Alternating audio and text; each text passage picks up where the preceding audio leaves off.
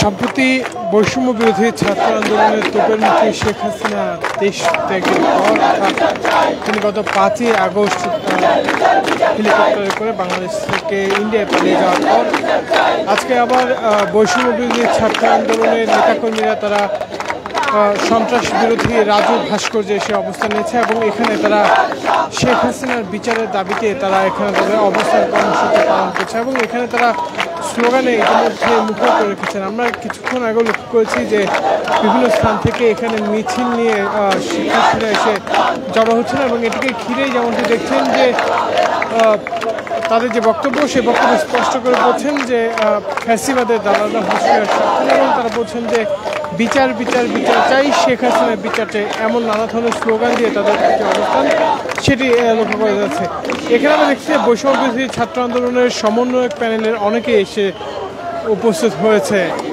আমরা দেখছি বৈষম্য বিরোধী ছাত্র আন্দোলনের সমন্বয়ক এবং সম্প্রতি ক্রীড়া মন্ত্রণালয়ের দায়িত্ব বা আসিফ আহমেদ তিনিও এখানে এসে জড়ো হয়েছেন এবং আজকে এখানে আমরা যেটি দেখছি যেমনটি দেখছেন যে তারা তাদের বক্তব্যে এবং স্লোগানে ইতিমধ্যে বলছেন যে শেখ হাসিনার বিচার হতে হবে এবং তারা বলছেন ফ্যাসিবাদ মোমো এমন বেশ কিছু স্লোগান দিয়ে তারা তাদের যে অবস্থান সেই অবস্থানগুলো বলছেন।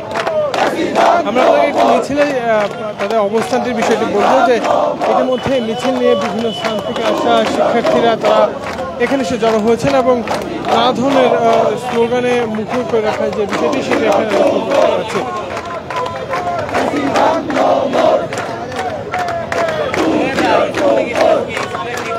মূলত আজকে এখানকার যে সমন্বয়কদের অনেকে এসেছেন এবং এখানে তারা বলছেন যে বৈষম্য বিরোধী ছাত্র আন্দোলনে যে নিহতের সংখ্যার সেই নিহতের সংখ্যার বিপরীতে শেখ হাসিনাকে দায়ী নিতে হবে এবং তাকে আইনের আওতায় এনে বিচার করতে হবে এবং বিচার দাবিতে কিন্তু ইতিমধ্যেই টিএসসি মূর্তিতে শিক্ষার্থীদের যে অবস্থান সেটি ব্যাপক আকারে ধারণ করতে শুরু করেছে। আপনারা যেমন দেখছেন যে শিক্ষার্থীরা বিভিন্ন স্থান থেকে এসে এখানে তাদের যে বক্তব্য সেই বক্তব্যের পাশাপাশি স্লোগানে তারা বলছেন যে তাদের দাবি অর্থাৎ শেখ হাসিনার বিচার সেটি করতে হবে। এটিকে ঘিরে এখানে আপনাকে দেখানোর চেষ্টা করব যে এবং কয়েকজন শিক্ষার্থীর সঙ্গে কথা বলবো, তাদের কাছ থেকে জানার চেষ্টা করবো তাদের বক্তব্যের বিষয়গুলো। ভাই কথা বলবো। আচ্ছা, আজকে আপনাদের এখানে যে অবস্থান সেই অবস্থানটা আসলে কি কারণে? আমরা হচ্ছে এই খুনি হাসিনা ফ্যাসিবাদ সে আবার ফিরে আনার চেষ্টা করতেছে। সে দেশে বিদেশে বসে বিভিন্ন ধরনের ষড়যন্ত্র করতেছে। এই ফ্যাসিবাদের বিরুদ্ধে আমাদের আন্দোলন এবং খুনি হাসিনার আমরা বিচার চাই, দৃষ্টান্তমূলক বিচার চাই যেন বাংলাদেশের ইতিহাসে ফ্যাসিবাদ কখনো ফিরে না আসতে পারে। এই উদ্দেশ্যে আমাদের আন্দোলন।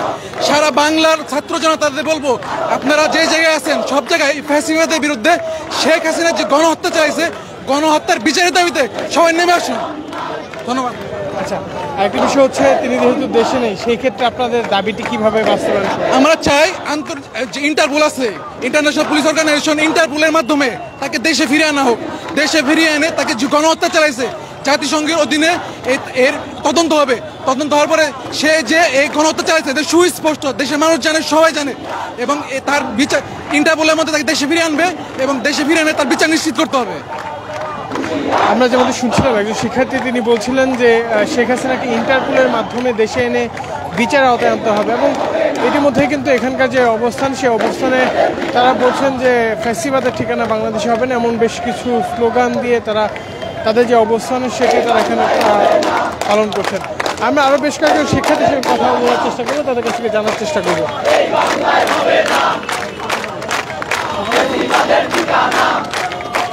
আপনাদের আজকের অবস্থানটি থেকে কি মেসেজ দিচ্ছেন?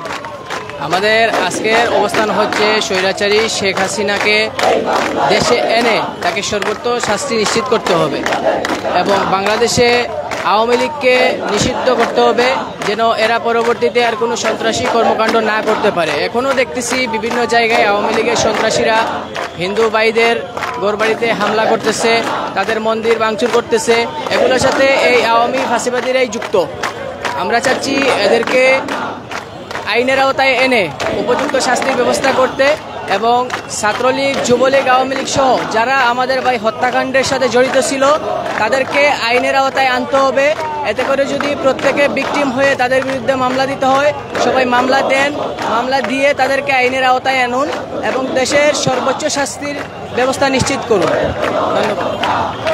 শিক্ষার্থীদের প্রায় সকলেই বলছেন যে শেখ হাসিনাকে বিচার আওতায় এনে তাকে যে শাস্তির ব্যবস্থা সেটি করতে হবে, এবং এটিকে ঘিরে ইতিমধ্যে কিন্তু যেমনটি দেখছেন যে সন্ত্রাস বিরোধী রাজ্য ভাস্কর্যের সামনে শিক্ষার্থীদের যে অবস্থান সেটি আস্তে আস্তে বড় আকার ধারণ করার যে দৃশ্য সেটা আমরা লক্ষ্য করতেছি, এবং বিভিন্ন স্থান থেকে মিছিল নিয়ে শিক্ষার্থীরা এখানে এসে জড়ো হচ্ছেন এবং তারা তাদের যে স্লোগানে উত্তাল করে রাখার দৃশ্য সেটা এখানে আমরা লক্ষ্য করতে পারছি।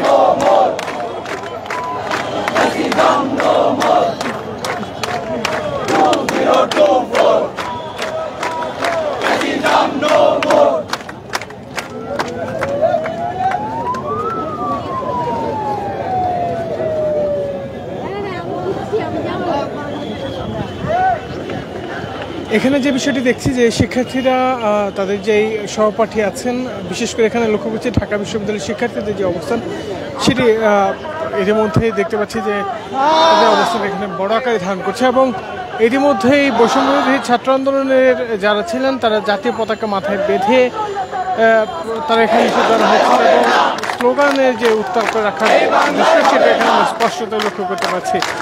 বিগত 1 জুলাই থেকে 5 আগস্ট পর্যন্ত বৈষম্যবিরোধী ছাত্র আন্দোলনের ব্যানারে যেই কর্মসূচি, সেই কর্মসূচির ঘিরেই বিভিন্ন ধরনের কর্মসূচি, বিশেষ করে বাংলা বইয়ের কর্মসূচি, এরপর শেখ হাসিনা পদত্যাগ সহ বেশ কিছু দাবি দেওয়ার যে বিষয়টি ছিল সেটিকে ঘিরে শেখ হাসিনা অনেকটা তোপের মুখে আসলে ক্ষমতা ছেড়েছে এবং দেশের পালানোর যে দৃশ্য সেটি আসলে লক্ষ্য করা গেছে।